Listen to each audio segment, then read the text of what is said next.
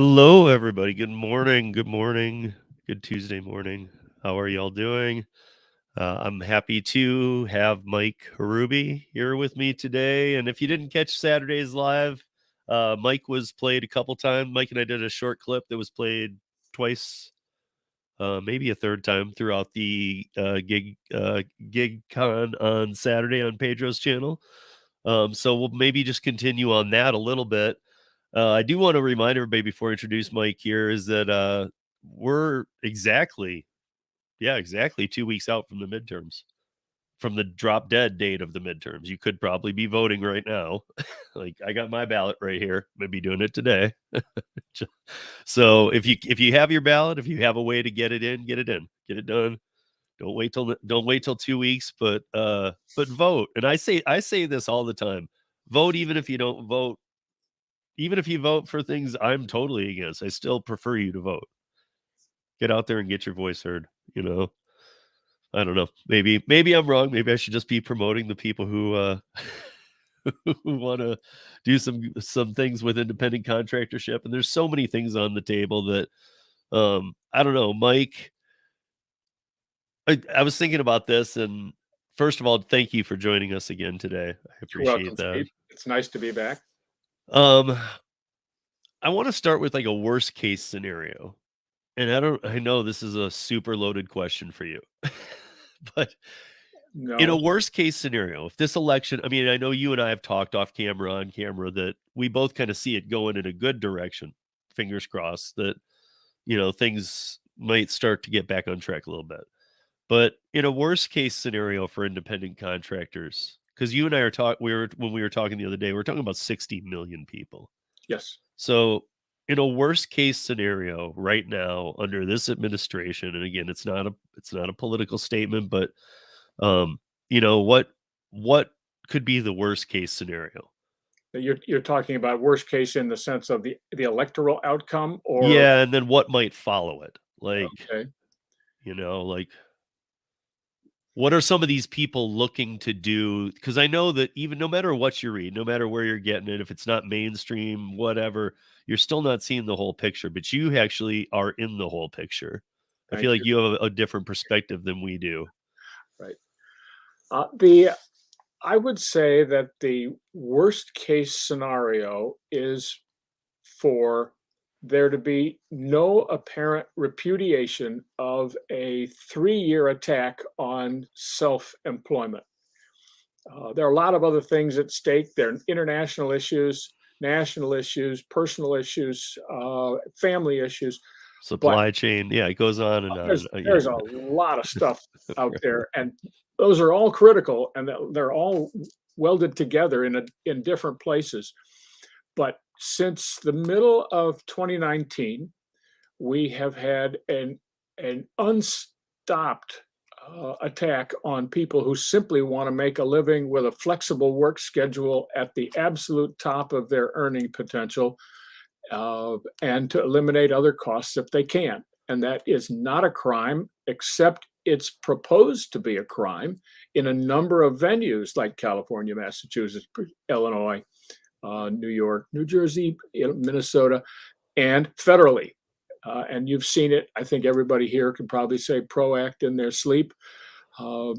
And so far, freelancers and full acknowledgement, the franchisees, people in the franchise industry who own franchises and change the franchises, have beat back this attack. And it is mostly at this very moment, the attack is in the state of kind of a sapper engagements where they try to ambush a small number of people if they can, or to threaten an ambush, or to intimidate us in surges or online in certain media. If none of that were repudiated, if, for instance, the Republicans were to lose 5 seats in the Senate and to lose, let's say, 8 or 9 seats in the House for another 2 years of the current president, that would be a that would be a disaster for freelancers, let alone everything else happening. And I know most people in the country probably have something greater on their mind, including many freelancers, of all the policy issues that are coming to a head. That is a possibility. It does not seem to me to reflect political reality or political history or my personal read of the mood of the electorate and its various moving parts. I have found this fascinating since, drum roll for independent contracting, since I was delivering newspapers a Yeah. long time ago when they still printed them. So it is fascinating. I think that would be the worst case scenario. Then everybody in Washington of that regulatory, restrictive, government for money persuasion would say, ha ha, we got them. There is no effective resistance. And they will then proceed to clean our clock for 2 years. It will be hard to maintain morale as well. Yeah, I mean, I can't even imagine under this administration if the House and the Senate were to go one way to the Democrats.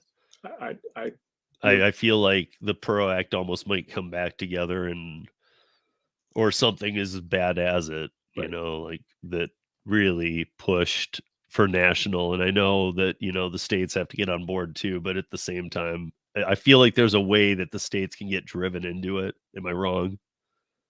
The states can't find freedom very effectively, not without some changes in federal case law, and without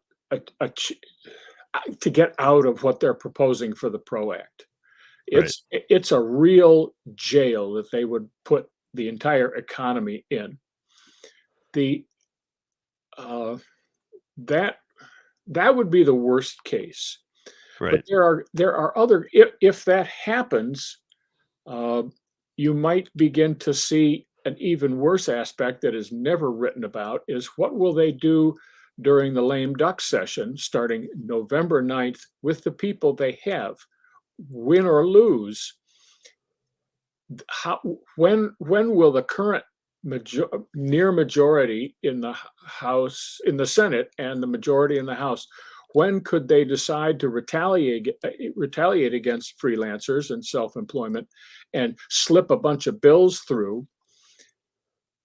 It all depends on how bold they and how strong they think they are and how weak they think we are. But So that would be a collateral damage falling out of both a loss or a victory. was was the was the rule change that was proposed by Biden that's now underway for the gig economy, is that is that just having to do with the midterms? Is that more for show? Or is that because I know it's very real, but like, as I read it, and I know this too, that, federal government, IRS, state governments, those are all independent agencies. So the state governments can still go, I don't want to do that. But I feel like from everything I've read, it's a little hard for me to put the words out there correctly to this, but it feels like, yeah, the states don't have to go along with it, but they will have to somewhat go along with it. The judiciary will tend to go with it, regardless of their party, regardless of the state. Obviously the appeals courts are organized by districts. It's a federal organization. It's organized by districts, clusters of states, and they have their own mentality, temperament, standards, area of operation, each of them. I do not, if what Biden is passing, it's quite a bit worse than it seems on paper. I have not read it. I've read summaries of it. It is likely to have procedural gaps that will allow it to be attacked and possibly forestalled. The other side likes to take shortcuts. for all their money and power and clout and numbers smaller than ours, they lack some confidence. And so they tend to shortchange themselves. They don't tell the truth, and they tend to take shortcuts, and the shortcuts and the falsehoods weaken them in the long run.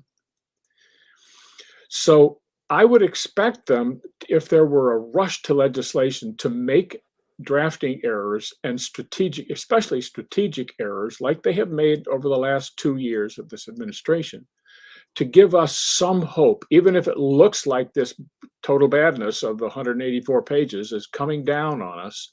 I expect opportunities to arise from those. I can't say that deliberately violating the law is going to be a response. I can't say, Steve, you and I, let's just go for it.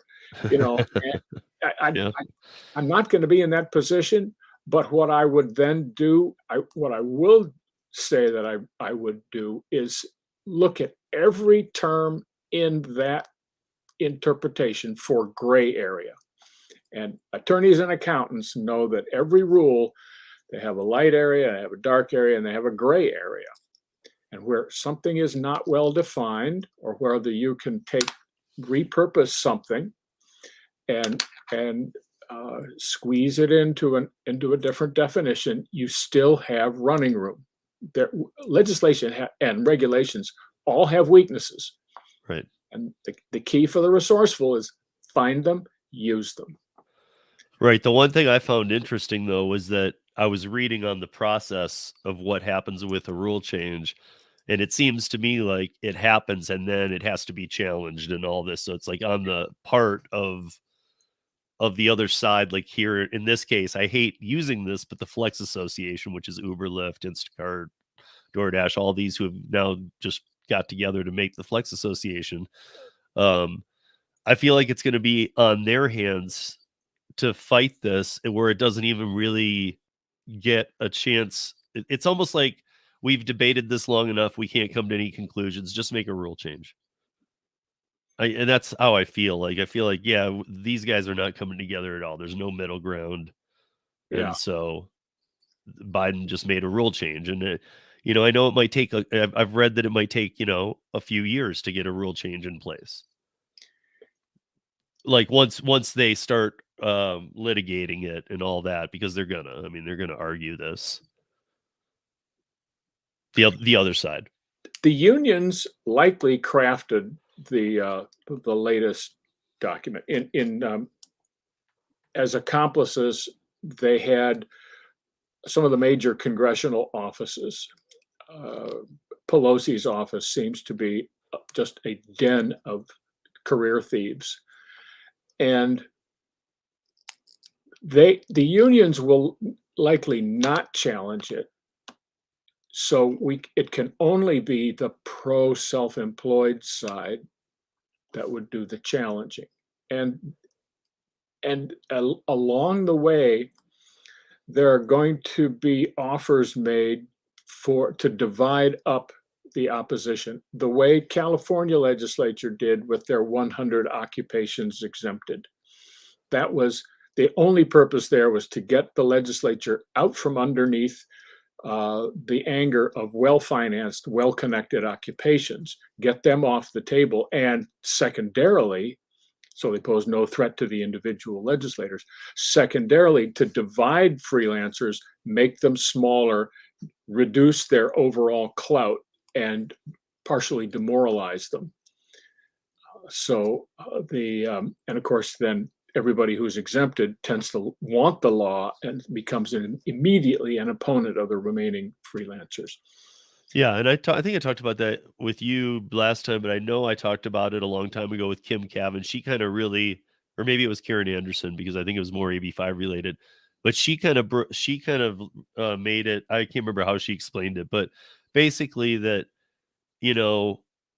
some of the exempted groups were obviously doctors, lawyers, things like that obviously lawyers would have sued. So of course you're going to exempt the lawyers. But I mean, some of those bigger ones got exempted, but then you saw other ones getting exempted. Like, why them?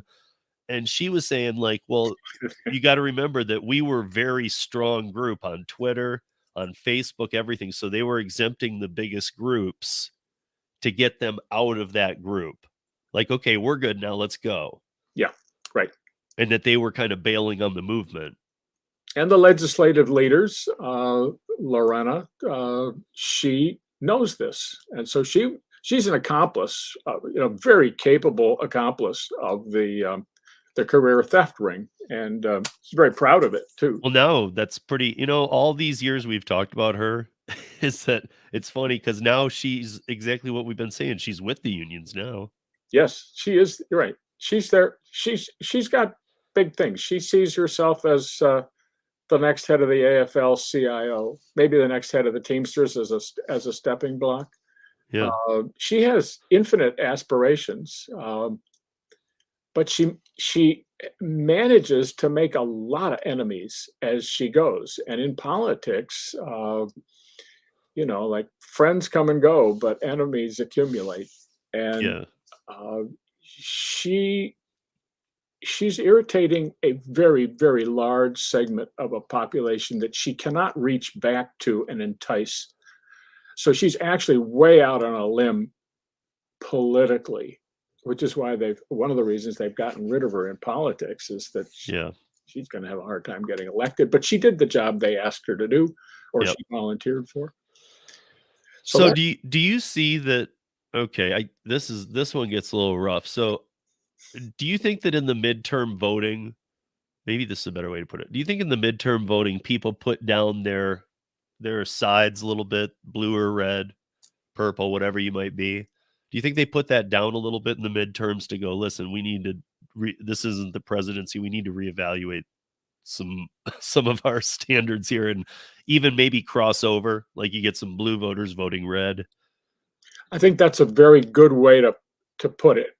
They put down the flag or the pennant that they've been waving for 2 years, and they vote more of their own interest. And this election is loaded with personal appeal for so many of the things we've already talked about as an issue. Not very often do you get to vote for your occupation or your work style, but you do in this election.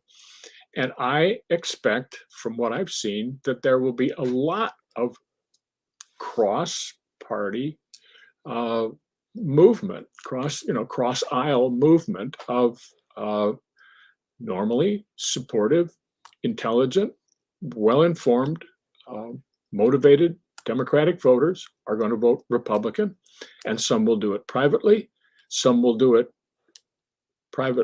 publicly, and some will just kind of not really admit to themselves or to their grandparents or something, ties to the labor industry, and my grandfather worked in Ford Motor and all that. Right. And they're going to vote, and then they're going to say, but I'll just forget it afterwards. And the people haven't talked about that, but I think there's going to be a lot of that. I didn't see this vote's over here. And so I do not expect the worst case scenario. I'm prepared for it. I don't either. I'm a little, there was my 2 cents for whatever it's worth on this is I do think the House will go to the Republicans. I'm not as certain on the Senate side. But I felt a little better I felt a little, and I'm not saying that I want it to go to the Republicans. I just want some more balance. I'm not picking a side here. I'm just saying there needs to be more balance. Yeah. But on the other side, not so certain. So,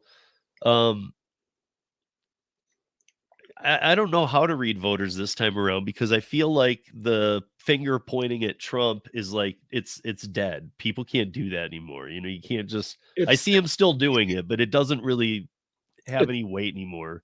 They're pressing the button, but there's no jack pumping, jumping out of the box when they press it. And, and we're seeing, you and I are seeing the same thing. It's Nancy Pelosi has said repeatedly on tape, published. She thinks everyone's most important issue is abortion. And it's easy to see how Nancy Pelosi believes that, but I uh, I haven't seen a single poll that says that. Well, Not I was gonna say that on that issue too, that it feels like that's about the one issue that the country can say, "Yeah, I agree with that." Most people would say, "I agree with that." I think that especially like all the different ways, like, term limits and like how far along are you? You shouldn't be able to be done the day before. Maybe there's something to all of that, but I feel like a lot of people feel like that is a right they're owed. But I feel like that's the only thing they have going. yes, Like that, so they're just fully on board with that. Like this is the main thing, and it's like, well, what about inflation? And what does it matter if none of us can afford to live? yes.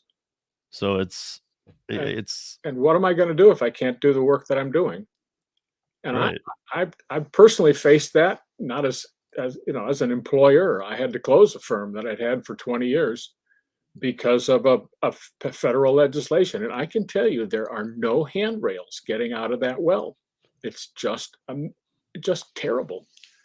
So it takes a long time, and it would hurt the overall economy if 60 million people are going to try to recreate the income and the flexibility that they have right now with something that is a complete uh, exclusion, prohibition on self-employment.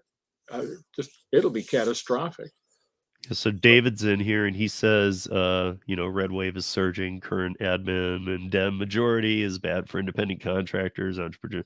I mean, we know that that is true, that the Dem majority would be, Yeah, I don't even want to say bad. I want to say like nail in the coffin. I mean, if you gave them the full reins, these guys would just end it. And that's scary to me too. Like, where do these 60 million offset jobs go? That's one third of the US labor yeah, force. right. I They're mean, not. because we already know from California, like, well, we're gonna do AB5, but we're gonna create enough jobs. Everybody's good. You haven't created any. Right. You haven't made any jobs at all. Absolutely none. And they're making it worse with all the other changes that they're imposing. And I think I sense that people are to mirror really or to what you're saying. I think people are ready for a change, and they're ready themselves. And so each of those voters that puts down their party flag uh, and just votes the issue is going to have a new experience for the new in the last couple of maybe a last decade or so. Because if you look back at those elections, they were all very partisan, where both sides were trying to whip up their base. Yeah. But in fact, the bases have really fragmented, and the pieces are in for our issue, they're all moving in one direction. So there are other issues will pull them back. Some people will say, well, but I think it'll be much more favorable than that. Do you have I mean, because to me, maybe this is too easy. I mean, not easy, but I feel like I can think of a lot of reasons. But do you have an answer for this question up here? What is the motivation for these lawmakers to attack independent contractors? Especially, I guess the second part I would add is, given that 60 million jobs would go away if they had their way, and then where are you going to make them? If I were a lawmaker, uh, let's say of a sort of ordinary center right, center left, not too Somewhere in the middle. Okay. not too into the issues. I'm just really happy to have a legislative job, and I'm really concerned about getting reelected. Okay. Um, they look in Massachusetts. The count is 6,000 bills every year. I can't imagine that it isn't three times that in the Congress, maybe more. When you think of the flow, Mhm. and every one of those bills has an origin, it has opponents, it has a history, it has impact, it has metrics, and it's impossible for anybody to handle all of that and do the busy work of living and of being a legislator. So I think they're fundamentally poorly informed, since so few of them are business people, and so few of them have ever been an independent contractor or a 1099. I can't imagine we have anybody who's driven, you know, gig work, in Congress. I haven't heard of them. Maybe there is one, I actually interviewed well, she's just running for the Colorado House seat in Colorado Okay. Springs, which is going to be very difficult for her too because she's extreme far left. But I had her on the podcast, Stephanie Vigil, Yeah. and I was very surprised to hear her ideas because to me, I was thinking Colorado's a blue state. It Yep. kind of maybe might seem a little purple at times, but where she is the heart of red in this state. Colorado Springs is a red city. Yes. Right. We have I am. four Air Force, and we have 4 bases down there. One of them's Cheyenne Mountain where the president goes in an attack. I mean, Right. like, this is a very red area. Right. And she's running a far left, basically union campaign. Yeah. Well, Well, she's getting support. She's getting 2 kinds of support. She's getting financing, local, state, and national, and she's getting on the ground, grassroots, canvassing, vote gathering, all that mechanism, primarily funded by SEIU and various teachers unions. And she doesn't have to work for a living effectively other than to do what they tell her. So here's a gal, she's left, she wants to defend her flag, that's fine. She's got her views. And so she's facilitating their agenda for them, essentially for pay. Now is that corrupt? It's probably legal under the law, but yeah, it's corrupt. She's selling her seat to what she sees as the highest bidder on her ticket. So when I talked to her, so you're familiar with her? I don't know her at all. Never heard of her. Oh, okay. I'm dealing with the Right. genre. We have Right. We have them in Massachusetts. Well, she said, I mean, from what she told me, she ran the last time and she came very close. And I was shocked because she's like District 14 too, which is like South downtown. I know it pretty well of Colorado Springs. Yep. And I was thinking, man, you were really you were close to it. But she was being, I mean, of course they all say this, but I felt like even off camera, she was saying, I think we have a very good chance this time. Did she run in 2020? Well, she just referred to it as the last time, so I don't know. Probably. Yeah. Well, even 2016. Now the unions put a lot of money into what they think of Colorado as a purple state, so they're gaining traction. Right. So I am, and that could be simply better ground game. Just the unions know all their voters, and they're free to pursue them. And for someone like that, they will absolutely go to the mat because they know that is one bought vote, and it's going to stay that way. She will never resist them. They'll primary her in a second if she does, and she's gone, and she has. Unless she's privately wealthy and very good at politics, that'll be the end. No, she's the first gig worker to run for office. Okay. She works all the gig platforms and she's running. And does she still support the? She's not for the independent side. Yeah. She's more about the employee model. Yeah. So. She wants Uber to be a national taxi. Yeah. Yeah. So, or something along that. She was more referring to it as groups, but it was just another word for unions. She probably has no business experience other than driving. Don't want to condescend. Those can be very sophisticated business models. Well, she's very young, so you might be right. Yeah. And so she cannot, as an individual, foresee the results of her policy multiplied by 60 million. That's a big number, whatever it is. Right. Well, and so, yeah, David says federal sets the tone. See, this is what I was reading too. Yes, it does. But the IRS and the states are independent of the federal rules and proposals. And I mean, no, the IRS is coming under is the far left is making as much inroads into the IRS and other agencies as it can. It's subject to more supervision than, for instance, my personal opponent, the NLRB and the DOL. NLRB is its own kingdom. And so that's now the point organization for regulating, pen and phone regulation of independent contracting. IRS is a harder nut to crack, but with 87,000 more currently untrained, unfamiliar, inexperienced, and relatively undiplomatic new hires, they'll just give each one 800 recipients of 1099s and say harass them, and they will.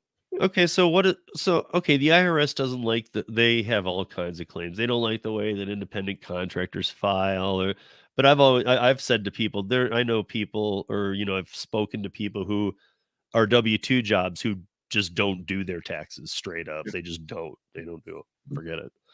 And so, I think it's an equal thing. If you pick the independent contractor gig workers don't do their taxes, I think there's an even balance on the other side that's not doing it too. I don't think there's anything to that other than, because like a lot of the AB5 ladies pointed out to me, most good independent contractors do their taxes better than anybody. Yes, So, I agree, and the mechanism is their attorneys and their tax counsel, the tax help, and they all will say, you file your taxes on time, file them accurately. If you want to vary from that at all, pay a little more, overpay, and people they will. The response to why would I overpay my taxes? Because you're now working at a $65 an hour billing rate. You're worth 120,000 straight time a year. The last thing you want to do is have to devote 60 of that hours, $7,000 or something, to fending off an attack by the IRS on what's in that shoebox with your receipts. It's like, no, organize them, be prepared, overpay. The IRS works on they're like a lottery. They don't put their money on bad deals. So, if it looks like, hey, this guy's been overpaying by $200 every year, like, screw it. That will chase you. Like you left money on the table like that. What are they going to get from you? And they'll go after some guy with zero. And that's kind of where that's what really gets at me. It's like, and also, like, what does the IRS have to gain, though, is my point. If you put 60 million people out of work, you think you're going to win there? You think now you're going to get their taxes correctly? They're not going to have any. No, that's an isolated agency. The agents, the employees, they don't work policy. They work their workload. Right. They have tractor trailers full of returns. And I was just gonna say they don't work their workload because they're not. They haven't got time to go. I wonder how this affects trade with India. No. Yeah. But they have some understanding that 60 million people are out there if they pay attention. But I remember we've spent 3 years getting the 60 million number in legislators and the media minds. We have the facts, and here's what they are, and they're better than the government facts. But you can't. It takes a long time to change people's mind or to inform them fully and accurately. A lot of time. Yeah, even Politico, because I saw Kim Cavan put it out, that Politico yesterday, one of the writers had an article that I would have normally expected to go the other way and say 8 out of 10 gig workers prefer to be, or independents prefer to be employees or gig workers. And they had to say 8 out of 10 prefer independent contractorship. Yep. And that's Politico's, it's something I read, absolutely, because I read a lot of things, but it normally leans to the left. Yep. And so to see that article was nice, because that's always shot down by people. That's not true. That's not true. That's not true. Well, it is true. Right. That number's been that 80% satisfaction is very resilient. And the other interesting thing is, let's look at the 20%. What are their reasons for unhappiness? Well, they may be brand new, Steve. They may be just like, how do you make money doing this? Whatever this is, driving, consulting, doing the marketing they used to do for a corporation, now to do it for small business, web work, all sorts. Um, Well, here they was may, another they may stat be that, happy with it in a year. That's my point. You know, yeah. same gal, same job. Like, oh, I get it. The handlebars are here. This is how we can ride this bike. So I've said to people, because this is an old stat I've had from a bunch of different sources, is that 80% of the gig economy works 16 hours or less. Well, this kind of put that into a recheck, because I always assumed then 15 to 20% were full time. Kim said yesterday in her post from all these documents that 43% of the gig economy works 0 to 5 hours. Yep. So half of the people, so that in my book, that means half of the people don't even need to voice their opinion, because if you're working 0 to 5, you have a W-2, you're just doing that for a couple bucks. Yep. Or So you that's have, not your job. So you have there's no a right, you W2. have no need to vote on that, because an employment model would mean you're not going to be able to work it. So Right. you're already out. Right. But then she even got down to 40 hours and up is only 2% of the gig economy. Yep. And so that kind of blew my mind. I knew it was not super high, but I didn't know it was that low. And so it becomes to me like, well, why do the other 98% of the votes why would you even ask them then? Because they're going to say, no, I'd want independent contractorship. Otherwise they can't do it. Right. But statisticians they'll just say crosstabs, and they'd say, look at the people who are unhappy and see what their hours are. And look at the people who are doing small hours and see what their opinion is. And Yeah. you'll start to understand that those are two very important points. I didn't know that the 43% 0 to 5 hours. I mean, to me, by putting 0, that means that they're getting people, some of the numbers they're registering that are even enough of them to register under 1 hour. Yep. There's people working under 1 hour a week. But Steve, that's an access to the self-employment, and I would be interested in the unknowable is what's the time sequence of what happens to people who work 1 hour a week in the gig economy. I will bet you it goes up.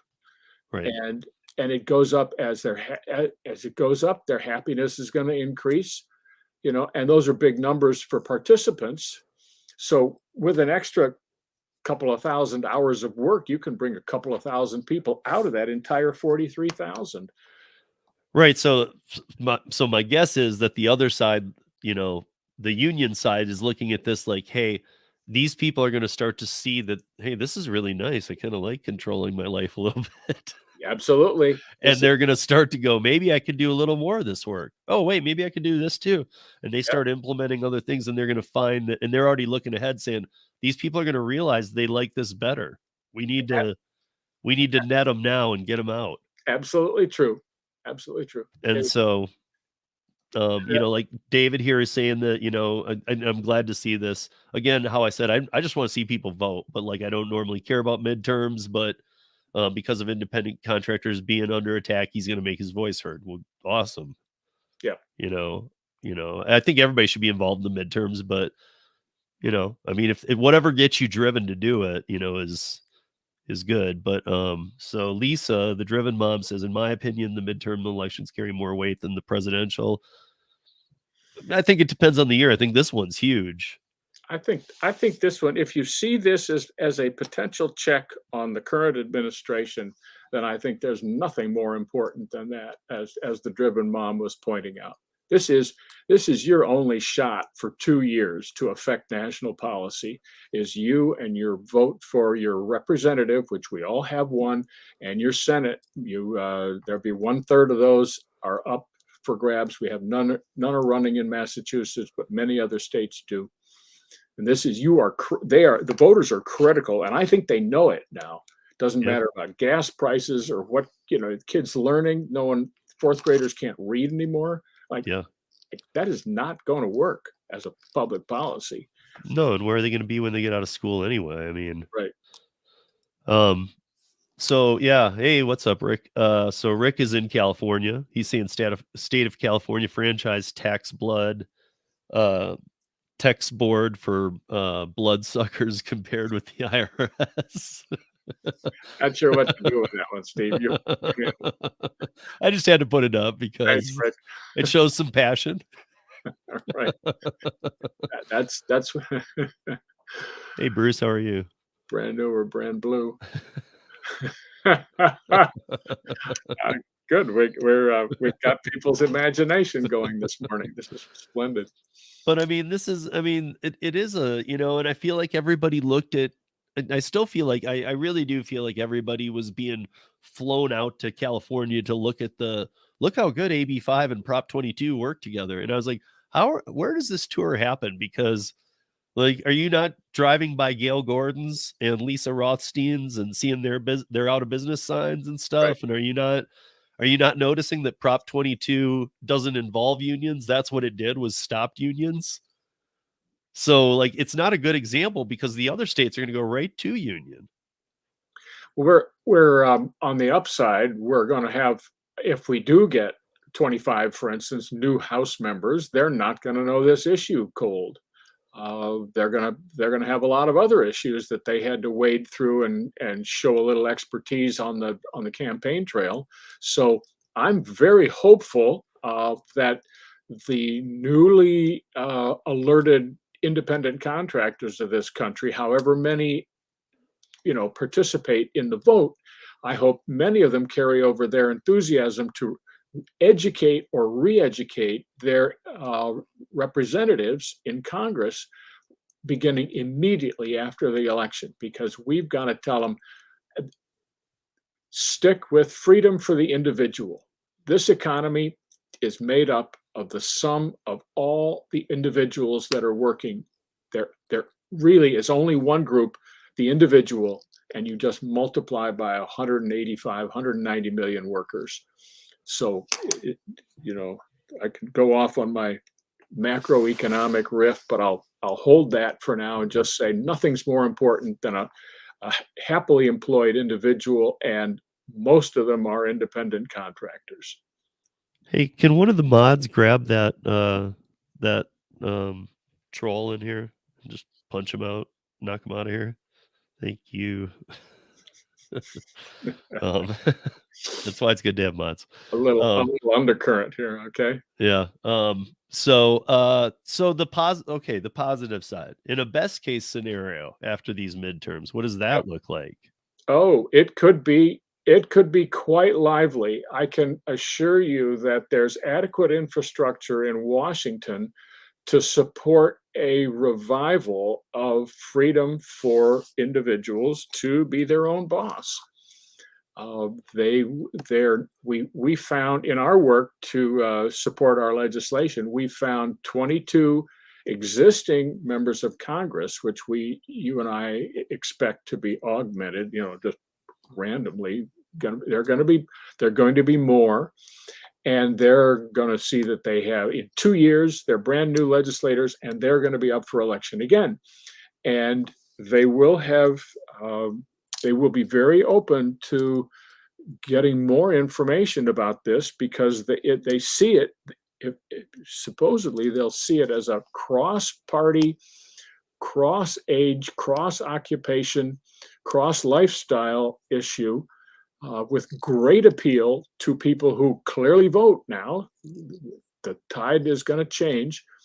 So, and they need input from individual people. So not only do all our votes count November 8th, but they then count in the 2 years following that. Right. So this could be, in many ways, this could be the golden era ahead for independent contractors, freelancers, and franchisees. You just have to look through this murky haze of all the gun smoke and the shrapnel and the crapped up trees, and look at the opportunity, because it's huge, Steve. It really is. Right. And I feel like, the world's going to the gig model. Yes. There's a documentary out. Everybody can watch it for free on Tubi. I know, Tubi, TUBI, and there's another one maybe too that you can watch it for free. You can rent it, but you can watch it on these for free. So, but it's when you watch it, it's supposed to. I feel like it's supposed to have that union appeal, but really, it kind of shows that the world's going this direction with or without us. And so like we better get on board. Right. People, this debate will be fought over, but the battle is already over. We're fighting over their graveyard.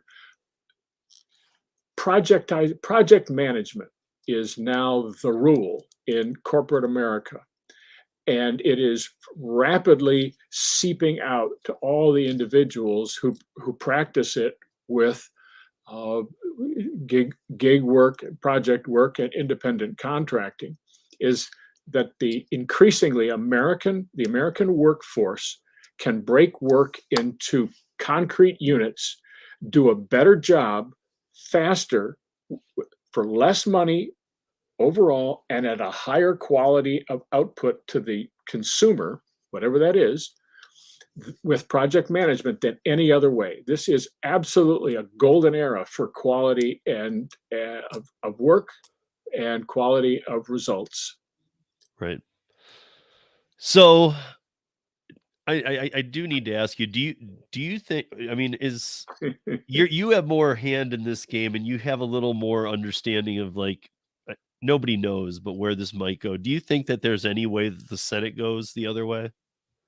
In other words, Do you think and there's any way that the Senate ends up in being Republican held? I think it's possible. I think it depends on that person who holds their eyes or holds their nose and votes for a more conservative candidate and then walks or drives home and does their very best to forget that they vote that way. That individual will change the election. Right. They wouldn't have told the pollster because they didn't talk to a pollster. They might be single. They might just feeling entrepreneurial and didn't talk to anybody about it.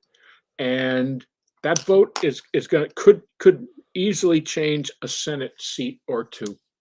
So yes, I believe it's possible.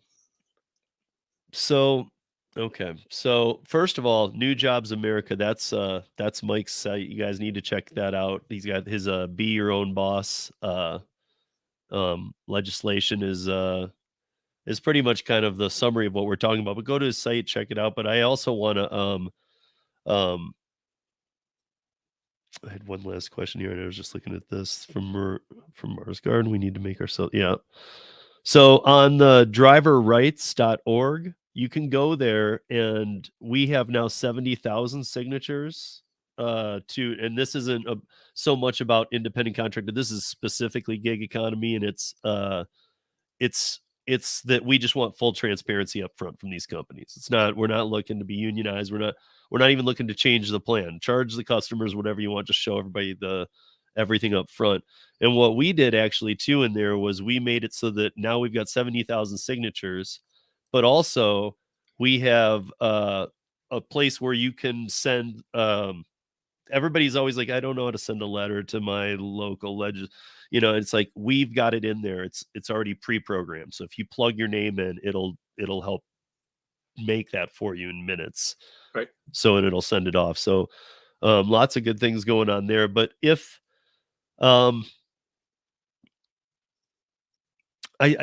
just can't get over where these government jobs are going to come from.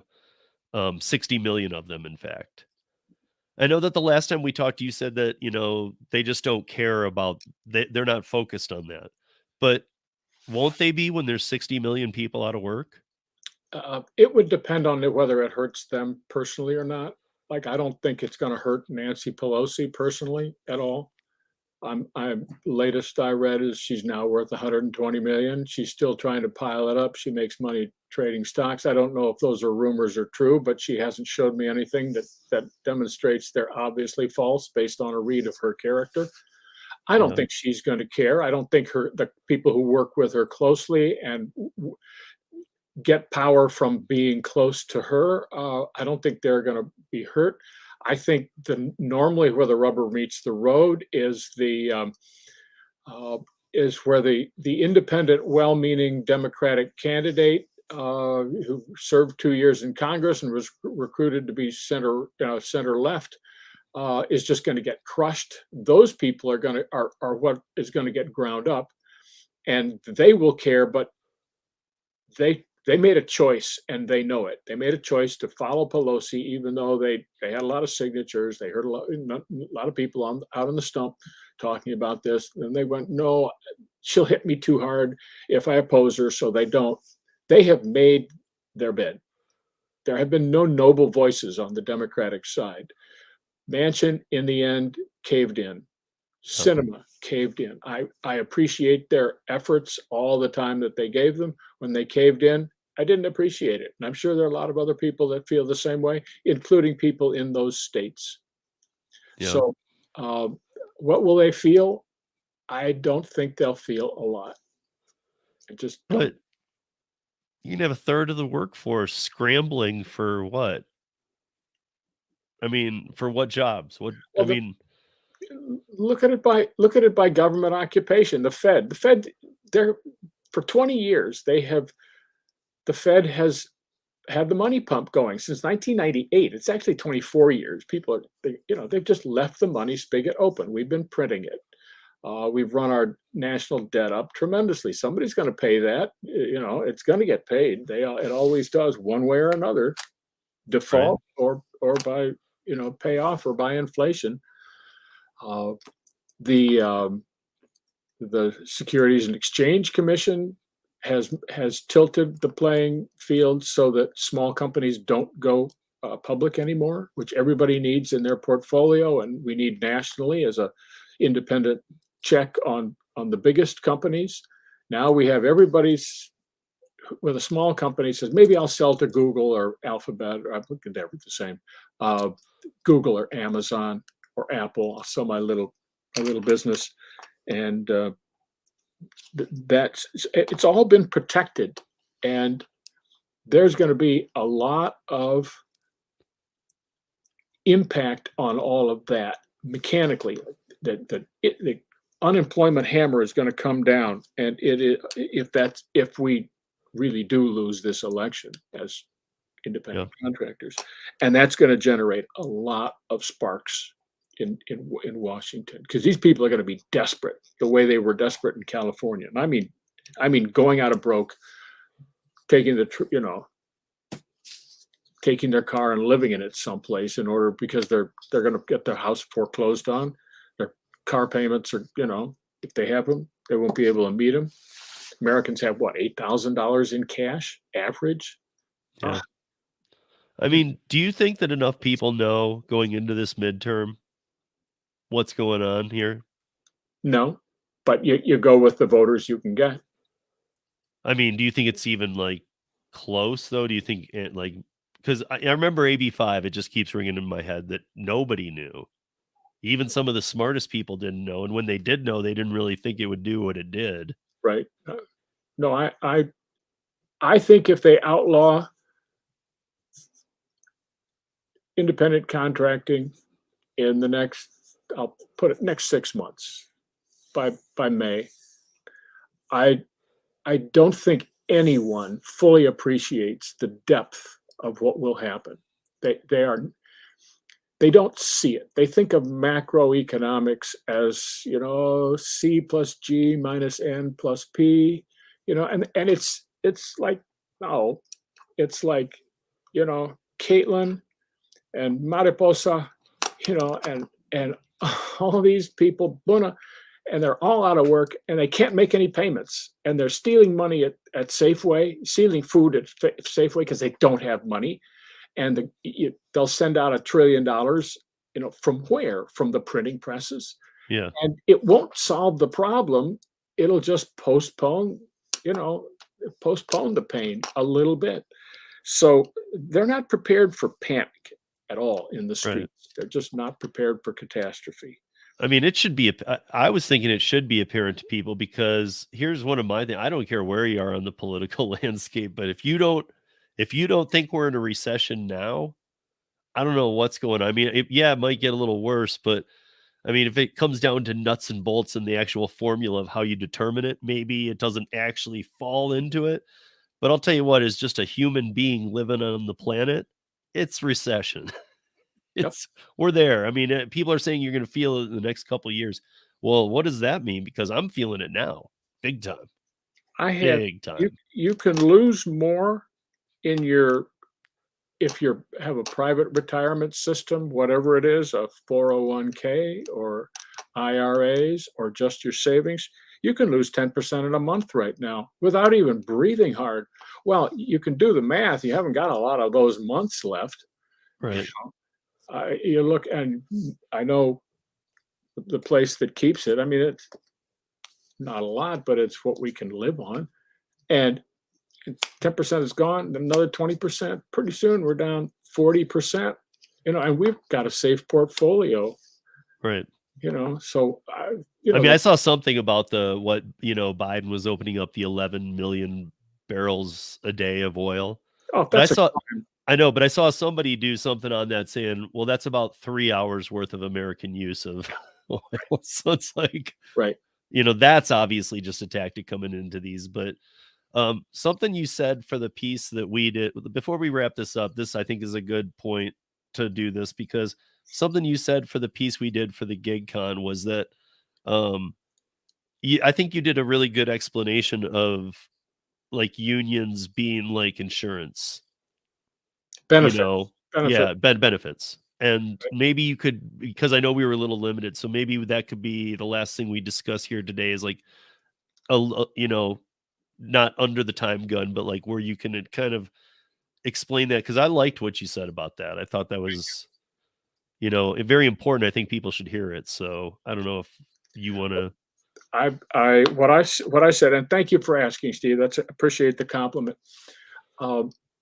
We're hearing a tremendous din this fall about benefits being the reason that they want to re-regulate the private independent contractor segment, and their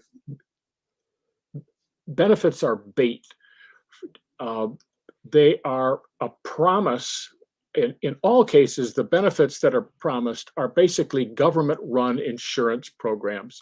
It could be for Social Security, it could be for unemployment benefits, it could be for workers' comp, injured on the job, it could be for family and medical leave, it could be for, just getting laid off, what's that, unemployment.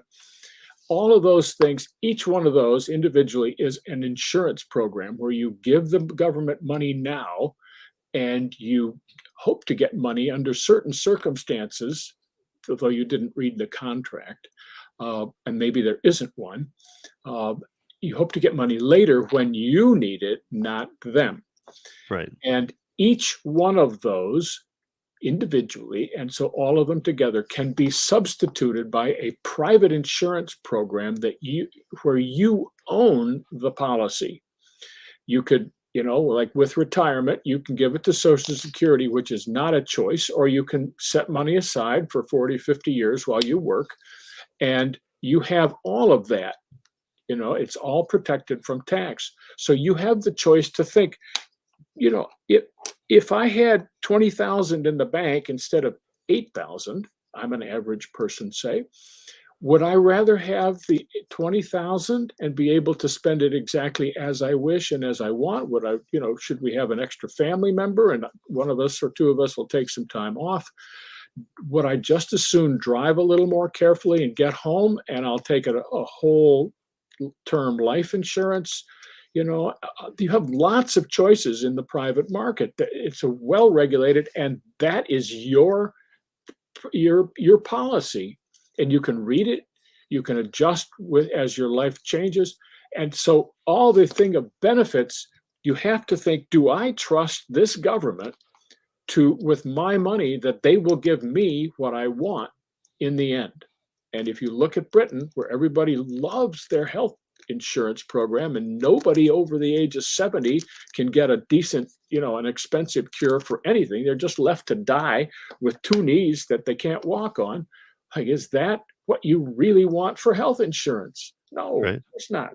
So whenever I hear benefits, I hear that's a scam, because everybody thinks you're going to get something for free. No, you're going to get the money taken from you, and then you won't be able to afford it later on.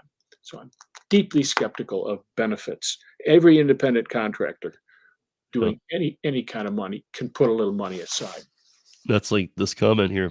These benefits just sound like another entity taking our pay before it reaches our pockets. Exactly.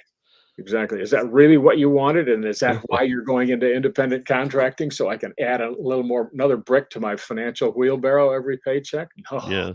think about it. Yeah. Right. Yeah. I mean, and then, the follow up, this kind of hits me to home because they say that we can't, in the gig world, they say that we can't, you guys are gambling on your pay every day. You don't know what you're going to make. Okay. Well, we're gambling on you taking our money too. No, they're not that's not gambling. I've been through that. I lived the last almost 40 years of self-employment. I have lived that, and it's you have to adjust to it, Right. but you make up for it in large number of opportunities. You only need a few of those to make a steady living, and I could not only meet my own needs, but the needs of up to 12 other individuals by what I learned in terms of how to queue up profitable work, deliver it, and then get more coming in. And it's a skill you can master. It's very structured. A lot of people will help you solve the problem. It's only scary for people who are not entrepreneurs, who don't trust themselves to go out and do these activities.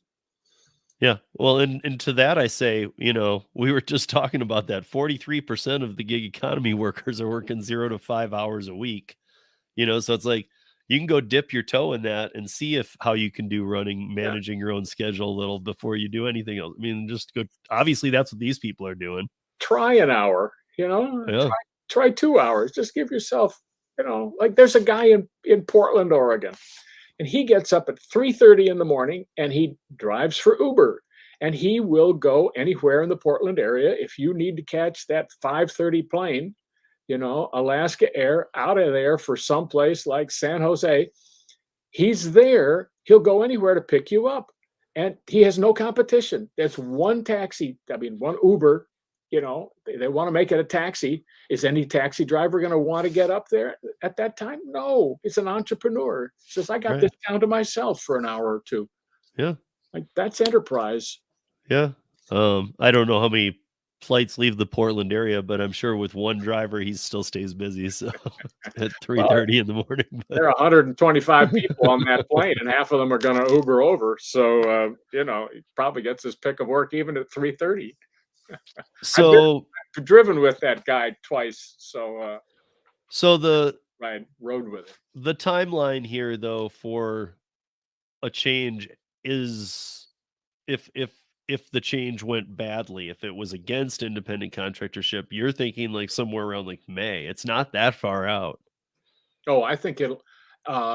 They will try to run the table on us if they win big through voting or cheating or a little of both. I think they will run the table on us as fast as they can. The unions will say we want to get rid of independent contractors right now, and they will do it before Christmas. Merry Christmas, you're out of work. And if they can't do it, they'll come close and they'll try to intimidate the buyers with $100,000 penalties for every independent contractor they use. Just watch it happen. They'll pass that in a second if they're just trying to get out of town and hurt us, which they might do anyway, even if they lost big. They say, Right. screw those voters. Who cares? Right. But at least that probably would get tied up, fought better, have a better way to take them on. Because I know the unions are, I feel like the unions are building up their fight regardless. Is that a good way to say it? Because they've been just tanking for years. Now they're just getting ready to put up their biggest fight ever because you and I said this off camera. They have their best chance right now under this leadership. He's been union his whole life, Biden. Yep. This is their moment. This is their Yeah, big and moment. if they see the doors closing, they're all going to try to push through it just as fast as they can. Yeah. So regardless, the unions win, lose, however you consider a win, lose, it's the unions are going to be all around for the next few months. Yep. And beyond. But I mean, if the unions keep losing, if what I've seen over the years, it looks like they're they're not doing real well. No, they're in a hard place. If they lose this, both houses of Congress, what will happen is there will be some impeachments of key people, and that will make other like heads of departments and those sorts of things. That'll sober the party up in D.C. a little bit, and there'll be a sea change if that happens. But that's after the bad stuff happens. Then then we're picking up the pieces. So I'm I'm staying optimistic, and what they say, I just got to remain standing, Yeah. taking I punishment. I like this comment from the Driven Dad. Thanks, Tony, for putting that out there. Hard times create courageous people. Courage creates easy times. Easy times creates safe-minded people. Safe-minded people create hard times. Oh, that is so true. So true. I like that. I think that's pretty good. But yeah, I mean, I guess to everybody, get out there and vote. And I mean, if you just heard it from Mike too, like we've been all talking about like this timeline, what would it actually look like? I thought it looked a little farther out, win, lose, draw kind of thing. But I mean, it's pretty crazy to hear you say by Christmas. No, imagine it. Imagine it. We look. Ms. Pelosi is a person motivated by vengeance when she's frustrated, and we would be target 1, 2, up to 60 million if she really gets walloped and she goes out that way. And I would expect her to lead the charge along with several others, and they're just going to do as much damage as they can. And they'll just say, "Devil take the hindmost." So maybe she won't. Maybe they'll all leave the voting machines untouched. Maybe. Yeah. I hope so. But So you guys get over to New Jobs America, check it out. If you like what you're reading, make sure to sign up. It's as easy as an yeah, email. He's not going to spam you. please. No, He's but only going to send out information you'd want to see. got- So, got lots of tools coming. Got lots of tools. so final words, Mike. You got anything that? I would say I want to echo that. Get out and vote your income. Just vote your income. If you never did it before, vote your income this November, and then be prepared to paddle like crazy in whatever results, because we're going to have to fight for it. We're not going to be given it. They've already made it clear. But we're 60 million of us. Like, Yeah. oh my goodness, like I think I've said on this program, if we all jumped off the bottom rung of a ladder, we'd be a geologic event. Yeah. So we have a lot of power, and the only way you can express it in these times is to affect it, make it do something. So Right. I welcome the result of an energized independent contractor sector. Yeah, and on that note, I'm going to say I hope it does go well, because I think if it doesn't go well, like the way AB5 went, I think that a lot of people are going to wake up and go, "Wait, what do you mean? What do you mean this happened?" Yeah. They're going to have not known. They're not, like we were just talking about, they're not going to have known this was going on, and they're going to wake up to a shock of, "Wait, what do you mean I can't work?" Yeah. Like, where did this happen? Right, that happened in California, and it drove people nuts, and the bluest state in the country had to vote with the corporations Uber that they don't want to for Prop 22, because they started seeing where this was going. The West Virginia versus EPA case is going to say a lot about some of the very bluest states, because like Massachusetts is going to have an even bluer government after the election than it has now. So we may try to push, they may try to push California out of the lead for total blueness, and a lot of that can be the ground has changed with West Virginia versus EPA. So I'm optimistic, and we have an appreciative Supreme Court. Right. So, well, thanks, Mike, as always, for coming on. I think everybody should check out Mike's site. And there's a, if you're on Twitter, find them on there too, because there's a lot of people on Twitter who don't venture outside of Twitter, even though I know Mike, like me, isn't a fan of Twitter anymore, but we're still on it. It's like we're still fighting Twitter too. We're still fighting to have our rights back on Twitter. So, but we have we just people sometimes say, well, they can't be serious, but this is all a plan that David Weil published a book. Harvard published a book by David Weil in 2014. We call it the Weil Doctrine. They are right now weaponizing the entire regulatory base of the federal agency, of the federal government to systematically take over the private sector. And this is their golden opportunity. For those of you financially minded, it looks like a short attack. But we wrote a big report on it. It's online. Go to newjobsamerica.com. Shareables, look for the Weil Doctrine. Settle in with a comfortable beverage and learn what your government is doing while it's being occupied. Yeah. So especially right now, I mean, always, but especially right now, there's 60,000 people's livelihoods up for, and all of the gig economy is in the forefront. They're like the frontline soldiers. So any gig economy people watching this, if you're thinking where do I fall in this? You're the front line.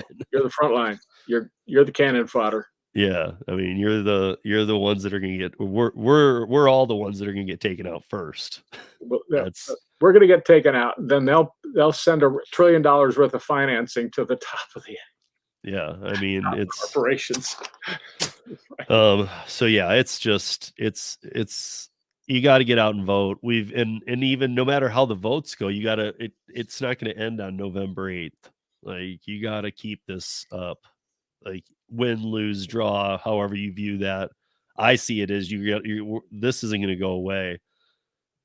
It's like the union's last stand. Like, how I feel anyway.